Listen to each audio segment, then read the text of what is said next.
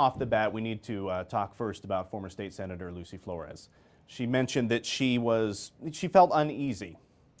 You were quoted as saying, "Not once, never did I believe I acted inappropriately. If suggested I did so, I will listen respectfully." Over the past 5 weeks or so, what have you heard, and has that belief changed?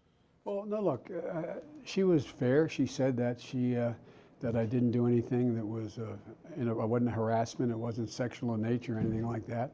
And she's entitled to her personal space, and I have to be more careful about it. If you notice when I was here today, if you notice I take a lot of selfies now. And if you notice that the only persons I hugged were people who come and say, "Can I hug you?" And so I was trying to be reassuring, but the truth of the matter is that she's completely entitled. If it made her uncomfortable, it's my fault. Let's talk about the campaign trail. Union event today. This is a state, obviously a very union-friendly state. Hillary Clinton did well here in 2016. Didn't do well in the middle of the country in places like Michigan and Ohio. So if you're the nominee coming up here in 2020, what do you need to do to flip those states back in Democrats' favor? Be who I am. Straightforward, be who you are. No, I'm serious. It's just, I have carried the moniker for my whole career. I'm Middleclass Joe.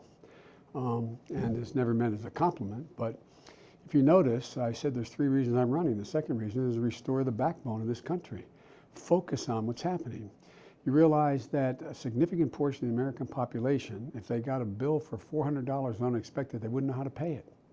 That's what's happened to the middle class. It's getting crushed. It's getting crushed. The majority of the American people of the middle class think their children will not have the same standard of living they had.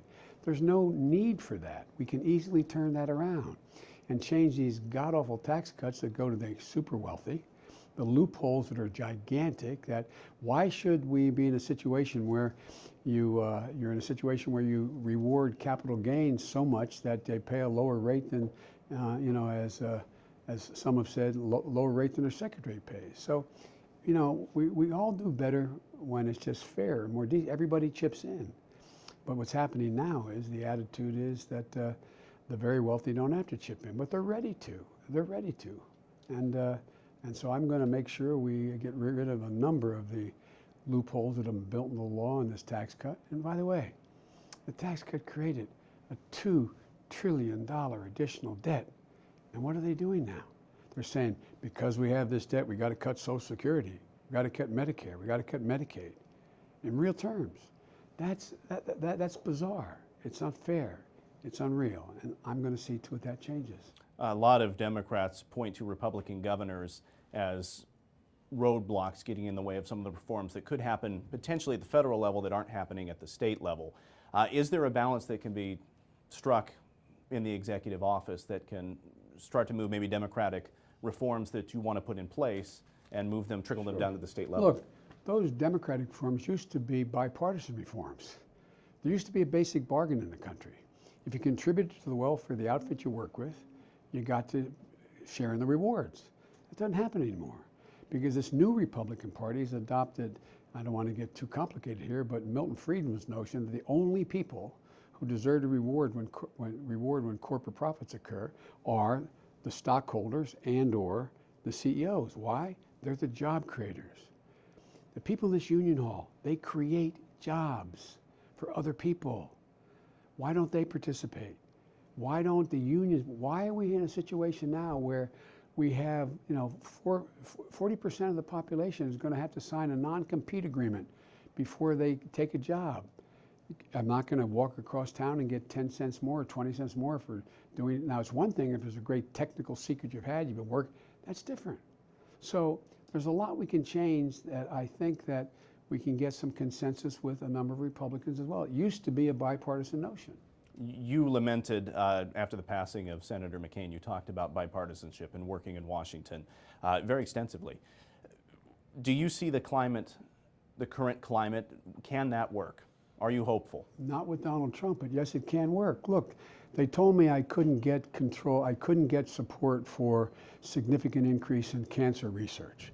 After Trump was elected, in January, before we went out of session, as Vice President of the United States, I was able to put together with some really serious Republicans a $6.8 billion investment in cancer research. And you know, we were able to put together when I was vice president, a proposal to deal with immigration by changing the circumstance why people immigrate, by setting out a lot of money for the southern triangle of Honduras, El Salvador, and Guatemala, and say, look, we'll help you rebuild your schools. We'll help you reform your police departments. And what did the president do? He just eliminated it. But that was a bipartisan effort. So I don't believe there's not an ability to and by the way, put it another way. If we can't get bipartisan support, how do we govern? The political system is broken now. Maybe a quick answer, a simple answer, but are you concerned with wanting to work together in the bipartisan manner? Are you concerned about how that would work in a primary, Democratic primary? Well, my guess is a number of my friends in the primary, and there's a lot of qualified people, view the other team as as somehow the enemy you can't work with instead of the opposition. They're the opposition. And look what's changing. You know, when the off-year election occurred, I predicted we'd win back 40 seats in the House of Representatives. I went into 22 states, campaigned for 69 candidates. We did incredibly well. They won in areas that were places that Trump had won. And they didn't go out in a scorched earth policy. They went out and said, look, this is what I want to do. And we took back the House. Healthcare, Affordable Care Act, that came under the Obama administration, of course, as the vice president. You have said that you want to see more progress toward making healthcare affordable. What are the fixes you want to see? Well, the fixes are we have to restore the Affordable Care Act. And number one, make sure that, you know, if you notice, everybody said initially, well, they don't support the act. All of a sudden they found out the reason my child gets covered with a pre-existing condition, or my husband or my wife, is because of the Affordable Care Act. The reason my son or daughter can stay in my health care until they're age 26 is because of the Affordable Care Act. I can go on and on and on. We have to make sure they cannot deconstruct it, number one.